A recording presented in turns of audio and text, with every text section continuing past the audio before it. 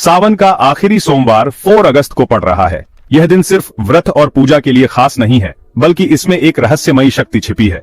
यह शक्ति केवल उन लोगों को मिलती है जो सच्चे मन से भोलेनाथ की शरण में आते हैं।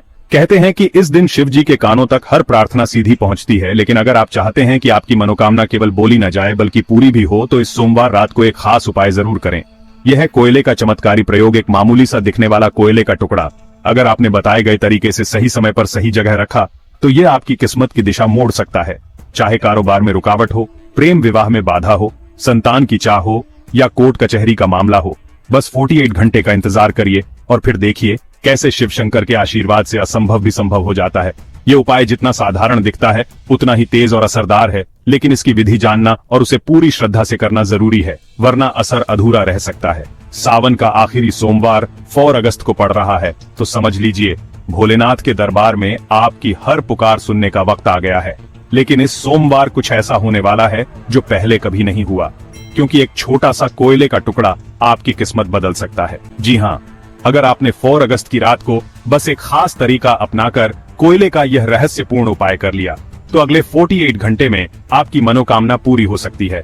चाहे पैसा चाहिए, प्यार चाहिए या फिर दुश्मनों पर विजय, बस इस उपाय को दिल से करिए और देखिए चमत्कार अपनी आंखों से। यह रहस्य सामान्य जानकारी नहीं, बल्कि वो गुप्त रहस्य है जो सिर्फ गिने चुने साधकों को ही ज्ञात होता है। ये वही गुप्त चीज है जिसे सावन में शिवलिंग से सही तरीके से घर लाने वाला व्यक्ति दरिद्र से धनवान बनता है, कर्ज में डूबा हुआ व्यक्ति उन्नति की ऊंचाइयों पर पहुंचता है और संतान, नौकरी, शादी जैसे बड़े से बड़े संकट भी बिना किसी बाधा के हल हो जाते हैं। कई लोग तो इसे आजमा चुके हैं और उनकी जिंदगी चमत्कारिक ढंग से बदल चुकी है। अब यह मौका आपके पास है, बस जरा धैर्य रखिए, आंखें और कान खोलकर सुनिए, क्योंकि आगे हम आपको बताने जा रहे हैं वो 5 गुप्त रहस्य जो अगर आपने सावन सोमवार को शिवलिंग से लेकर अपने घर में सही स्थान पर रख दिए, तो आपका भाग्य खुद आपको बुलाने लगेगा। हर हर महादेव, ओम नमः शिवाय। मित्रों, सावन के महीने में शिवलिंग से यह गुप्त चीज घर ले आना, आपकी सभी मनोकामनाएं पूरी होंगी। इतना पैसा आएगा कि गिनते गिनते थक जाओगे। भगवान भोलेनाथ जी के आशीर्वाद से अपने जीवन में बहुत उन्नति करोगे। दोस्तों, हिंदू धर्म में सावन के महीने का बहुत अधिक महत्व होता है। सावन का महीना हिंदू पंचांग का 5वां महीना होता है। यह महीना भगवान शिव को समर्पित होता है। इस महीने में शिव भक्त भगवान शिव की विधि विधान से पूजा अर्चना करते हैं। सावन के महीने के सोमवार का महत्व और भी अधिक होता है। इस माह में शिव की पूजा अर्चना करने से सभी मनोकामनाएं पूरी हो जाती हैं। धार्मिक मान्यताओं के अनुसार सावन के महीने में भगवान शिव और माता पार्वती की विधि विधान से पूजा करने से भक्त की मनोकामना पूरी होती है। इसके साथ ही सावन के सोमवार व्रत रखने से भोलेनाथ की विशेष कृपा प्राप्त होती है। दोस्तों, इस बार 11 जुलाई से सावन की शुरुआत हो चुकी है और 9 अगस्त को समाप्त होगा। इस सावन में 4 सोमवारी व्रत होंगे।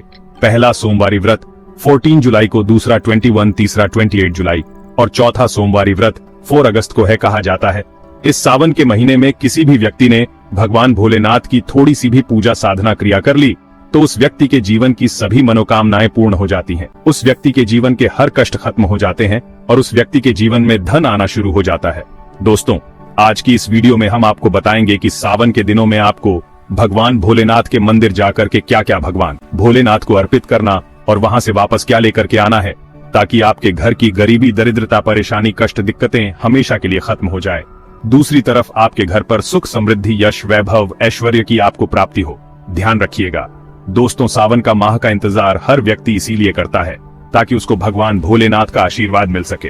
कहा गया है कि देवों के देव भगवान भोलेनाथ अगर किसी भी व्यक्ति को आशीर्वाद दे दें, तो उस व्यक्ति का साक्षात काल भी आकर कुछ नहीं बिगाड़ पाता है। इसीलिए आज की इस वीडियो में हम आपको बताएंगे कि कैसे आप सावन के दिन, जो बहुत ही पावन दिन है, इस दिन भगवान भोलेनाथ को प्रसन्न कर सकते हैं। कैसे आपको भगवान भोलेनाथ का आशीर्वाद प्राप्त हो सकता है और कैसे सावन के दिनों में शिवलिंग की आपको पूजा करनी है, वो भी खास उपाय करते हुए। कैसे आपको शिवलिंग पर क्या क्या चढ़ाना है और क्या क्या वहां से लेकर अपने घर पर वापस लेकर आना है, ताकि आपके घर पर अन्न और धन का भंडार कभी भी कम ना हो। और वीडियो में यह भी बताएंगे कि एक कोयले से आपकी मनोकामना 48 घंटे में कैसे पूर्ण कर सकते हैं।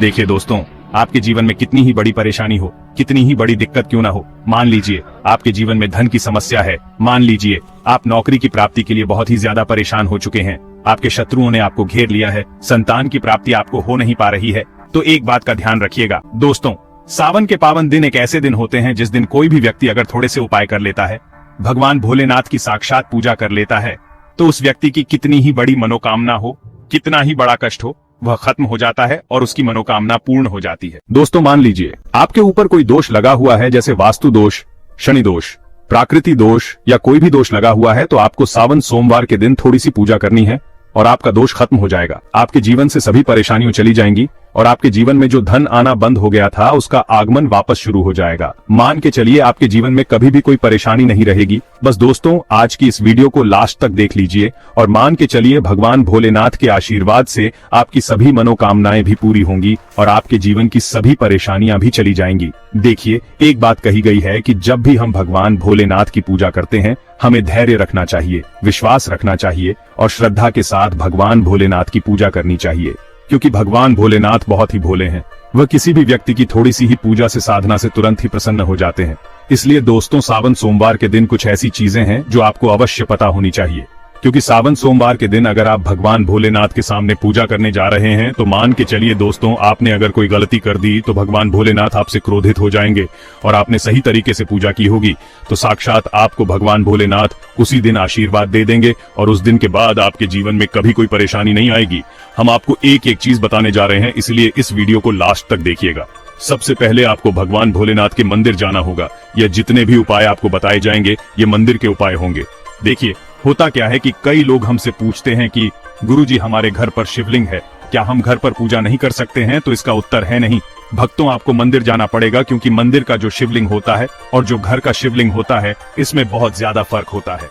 मंदिर का शिवलिंग दोस्तों इसकी जो एनर्जी होती है वह आपके घर के शिवलिंग से करोड़ों गुना ज्यादा होती है। इसमें ऐसी सकारात्मक ऊर्जा होती है जिसके सामने अगर आप थोड़ी सी पूजा करते हैं तो तुरंत ही उसका फल आपको मिलता है और आपके जीवन की हर परेशानी चली जाती है। तो आपको जितने भी आज उपाय बताए जा रहे हैं आपके जीवन की परेशानी को खत्म करने के लिए, आपकी मनोकामना पूर्ति के लिए, उस उपाय के लिए तो आपको मंदिर जाना पड़ेगा। और सावन सोमवार का पर्व पड़ रहा है तो यह दिन ऐसा है, इस दिन अगर आप मंदिर जाकर के भगवान भोलेनाथ की पूजा आराधना कर रहे हैं तो मान के चलिए दोस्तों आपके जीवन में कभी कष्ट आ ही नहीं सकता। पूरे साल आपके घर पर अन्न धन का भंडार बना रहेगा। तो आपको क्या क्या ले जाना है वो कहीं पर लिख लीजिए, क्योंकि दोस्तों अगर आपने एक भी गलती कर दी तो आपकी पूजा संपन्न मानी नहीं जाएगी। दोस्तों सबसे पहली चीज जो भगवान भोलेनाथ के लिए आपको जल ले जाना है। सावन सोमवार के दिन कई लोग हमसे यह कहते हैं कि गुरुजी जल जो है वह तो शिवालय में भी मिल जाता है, शिव मंदिर में मिल जाता है। तो नहीं दोस्तों, वहां का जल आप तभी चढ़ाइए जब कोई दिक्कत हो, वरना घर से ही जल ले जाना चाहिए। आखिर घर से जल क्यों ले जाया जाता है इसकी भी बात सुन लीजिए। घर से इसीलिए आपको जल ले जाना है ताकि आपके घर का जो जल आप ले जा रहे हैं भगवान भोलेनाथ पर चढ़ाने के लिए, उसी जल के द्वारा आप भगवान से जुड़ जाएंगे। उस जल के द्वारा आप भगवान को अपनी सभी दिक्कतें बता देंगे और उस जल को जैसे ही भगवान भोलेनाथ पर आप चढ़ाएंगे अपनी समस्याओं को बताते हुए वो समस्याएं आपकी खत्म हो जाएंगी। इसलिए घर से जल ले जाएगा। आप सबसे जरूरी चीज जो जल ले जा रहे हैं उसमें 2-4 बूंद गंगा जल जरूर डाल दीजिएगा, क्योंकि गंगा जल डाले बिना आपकी पूजा संपन्न नहीं मानी जाएगी। महाशिवरात्रि के दिन तो आपको जल ले जाना है, उसमें गंगा जल डाल करके दूसरा आपको 3 पत्ते वाला बेलपत्र ले जाना है। दोस्तों बेलपत्र बहुत ही शुभ होता है।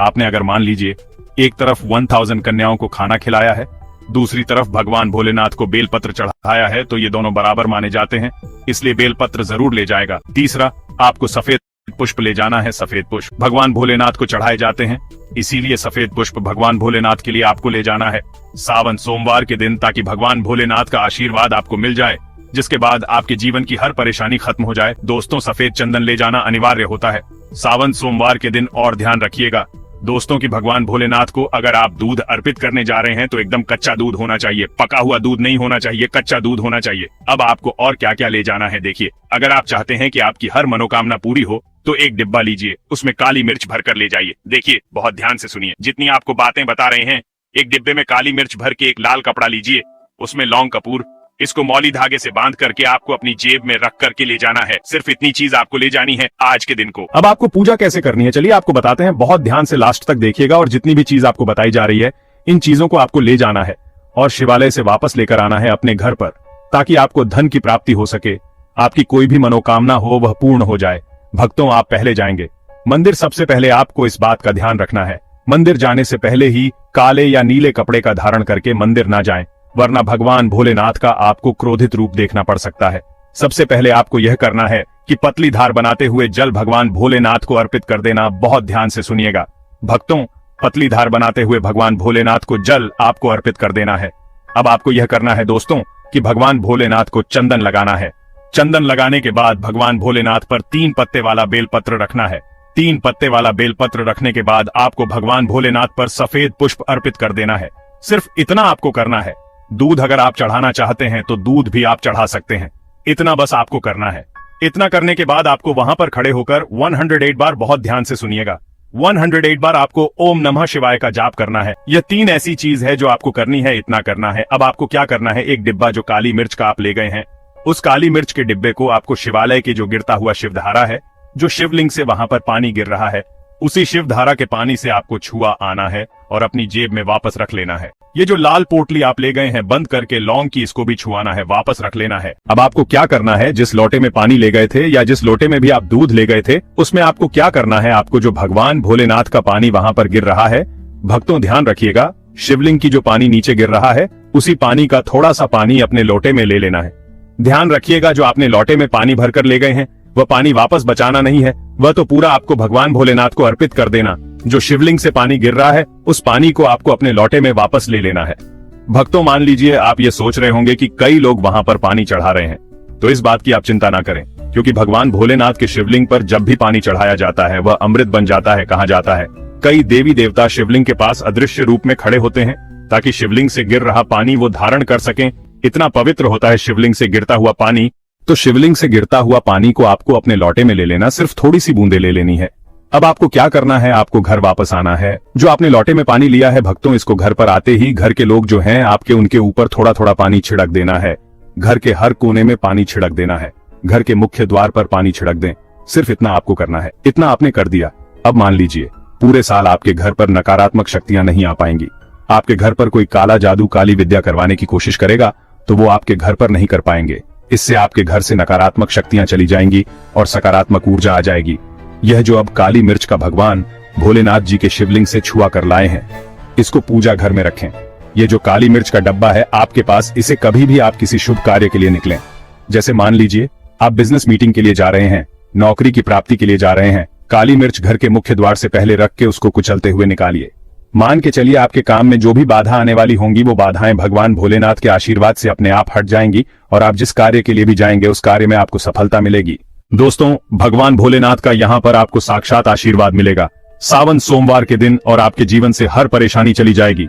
पारद शिवलिंग और विशेष उपाय। सावन सोमवार की रात आप अपनी सभी प्रकार के बुरी अनिष्ट शक्तियों से छुटकारा पा सकते हैं। जो लोग भोलेनाथ माता पार्वती की पूजा करना चाहते हैं वो इस दिन अपने घर पर पारद का शिवलिंग रख लीजिए। अभिमंत्रित होना चाहिए। जो भी शिवलिंग आप रखें अच्छे से उनको मंत्रों द्वारा भी अभिमंत्रित करके रखें। स्फटिक हो, नर्मदेश्वर शिवलिंग हो, कोई भी रखिए, अच्छे से उनको भोलेनाथ को अपने घर पर ही पूजन कीजिए, एक लोटा जल चढ़ाकर, क्योंकि मंदिरों में बहुत भीड़ भाड़ होती है। सावन सोमवार पर यही भीड़ का नजारा बहुत ही खूबसूरत लगता है। कोने कोने में शिव भक्त हैं। अगर आप मंदिर में नहीं जा सके या ठीक से जल नहीं चढ़ा पाए तो घर में ही शांति से आप पूजन करें। गन्ने का रस हुआ, पंचामृत हुआ, इससे आप इस दिन भोलेनाथ का अभिषेक कीजिए। दूध, दही, घी, शहद, शक्कर, पंचामृत बनाकर के अभिषेक कीजिए। दोस्तों, फिर भोलेनाथ का श्रृंगार कीजिए। चंदन चढ़ाई, अक्षत चढ़ाई, जनेऊ अर्पित कीजिए। थोड़ा सा चंदन का इत्र, क्योंकि चंदन का इत्र विशेष रूप से शिव शंभू को बहुत प्रिय है, तो वह आप अर्पित कीजिए। उनके पसंदीदा पुष्प चढ़ाए, आंकड़े की माला से उनका श्रृंगार कीजिए। दोस्तों, कनेर के सफेद पुष्प चढ़ाए, कमल हुए, गुलाब हुए, बेल हुए, ये फूल उनको बहुत प्रिय हैं, ये अर्पित करें। और 5 बेलपत्र अवश्य चढ़ाएं। आप इस दिन चाहे तो या जो आपके पास बेलपत्र है उसी पर आप श्री श्री लिख के या ओम नमः शिवाय या राम राम लिख करके अर्पित कीजिए। जो चिकना भाग होता है उस पर लिखिए और ये सीधा शिवलिंग पर अर्पित हो। इस प्रकार से आपको बेलपत्र चढ़ाने चाहिए। दोस्तों, आप विशेषकर इस बात का ध्यान रखें कि कटे फटे बेलपत्र ना हो। जो व्यक्ति अधूरी चीज भगवान को अर्पित करता है तो उसे भी कटे फटे पत्तों की तरह ही कटा फटा फल ही प्राप्त होता है। इसीलिए कभी भी अपूर्ण सामग्री अर्पित ना करें। दोस्तों, कहते हैं कि जब भोलेनाथ ने गले में विष धारण किया था तो आदिशक्ति मां के कहने पर देवताओं ने भगवान शिव के सिर पर भांग, धतूरा, बेलपत्र आदि रखा और निरंतर जल अभिषेक किया था, जिसकी वजह से उनके मस्तिष्क का ताप कम हुआ था। और उस समय से ही भोलेनाथ को भांग, धतूरा चढ़ाया जाता है। और यह बात भोलेनाथ के भक्तों में बहुत कम लोगों को ही पता है कि इसी कारण शिवलिंग पर भांग, धतूरा चढ़ाया जाता है।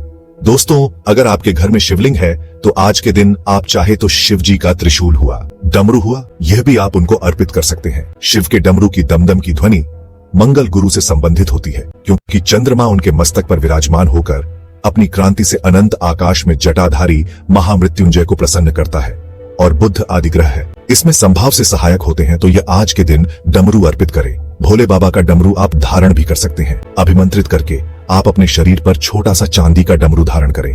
अब ध्यान से सुनिए, इस उपाय को करने के लिए आपको बस एक साधारण सा काला कोयला लेना है, जो बाजार में या किसी भी किराना या ईंधन की दुकान पर आसानी से मिल जाता है। कोयला नया और साबुत होना चाहिए, टूटा फूटा या जला हुआ ना हो। इस कोयले को 4 अगस्त की रात, जब सावन का आखिरी सोमवार समाप्त होने लगे, यानी सोमवार की रात 11 o'clock बजे से लेकर मंगलवार की सुबह 4 o'clock बजे के बीच इस शुभ काल में प्रयोग करना है। इससे पहले आपको कोयले को गंगा जल या साफ पानी से धोकर शुद्ध कर लेना है और फिर उस पर चंदन या हल्दी से ओम नमः शिवाय लिखना है।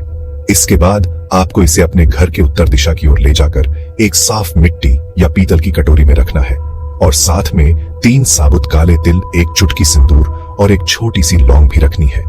अब शिव जी का ध्यान करते हुए अपनी मनोकामना मन में दोहराए और कटोरी को किसी ऐसे स्थान पर रख दें जहां कोई छुए नहीं।